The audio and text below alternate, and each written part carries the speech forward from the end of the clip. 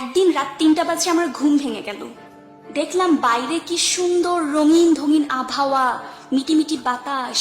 সবার নজর চড়িয়ে ছাদে চলে গেলাম। একটু বাতাস খেতে খেতে দেখলাম ছাপ টোপ কেকে যেন আসছে। ওমা, দেখি সামির সিকান্দার। হ্যালো বাঙ্গির নাতনি বলে সে এসে একটু বসলো, হাঁটলো, চা খেলো, তারপর চলে গেল। নিচে এসে দেখি জয় আমির আমার জন্য অপেক্ষা করছিল। সে আমার কান টেনে বলল, সমুদ্রের চেঙ্গি তুই এত রাতে বাইরে কেন গেছিলি? দিছে টাস করে একটা চর। মারতেই আমি অজ্ঞান হয়ে গেলাম। জ্ঞান ফিরতেই দেখি আমির হাওলাদার সামনে দাঁড়িয়ে। সে বলল, কেমন বাড়িতে থাকো যে তোমাকে আনতে এত কষ্ট হলো, দরজা খোলা রাখতে পারোনি? বলেই আমির হাওলাদার আমাকে চেয়ারের সাথে বেঁধে রেখে চলে গেল। পাতাল ঘরে আগমন হলো বাজির মতো দৃষ্টিধারী এক সুঠাম দেহি আর্মির, হাতে মোমবাতি। সে অর্ডার দিল, অয় জল্লা বাইর কর।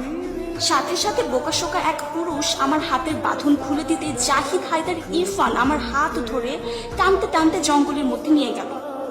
সকাল হলো, বলা চলে কট খেলাম, কান্নাকাটি শুরু করলাম। কোথা থেকে ফারাজ এলাহি বেরিয়ে এসে বলল, এসব পর্ত ছোট লোকের ব্যাপার, কাইন্দ না বাল।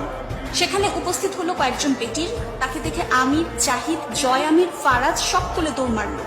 মেয়েগুলো আমাকে টেনে নিয়ে গেল। উকিল অন্তু বরচুরির কেস করলো। ম্যাজিস্ট্রেট মাহা আমাকে মৃত্যুদণ্ডে দণ্ডিত করলো। জল্লাদ পদ্মজা আর বকুল দুজন তলোয়ার আর বল্লম দিয়া খুন করলো। চিত্রা গায়ে আগুন ধরিয়ে দিল। প্রচন্ড গরম লাগলো। দাপাদাপি করে চোখ খুললাম, দেখি মা ফ্যান বন্ধ করে দিচ্ছে। অতিরিক্ত সুন্দর স্বপ্ন ভাঙার দায়ে মাকে পাতাল ঘরে পাঠাতে মন চাইল।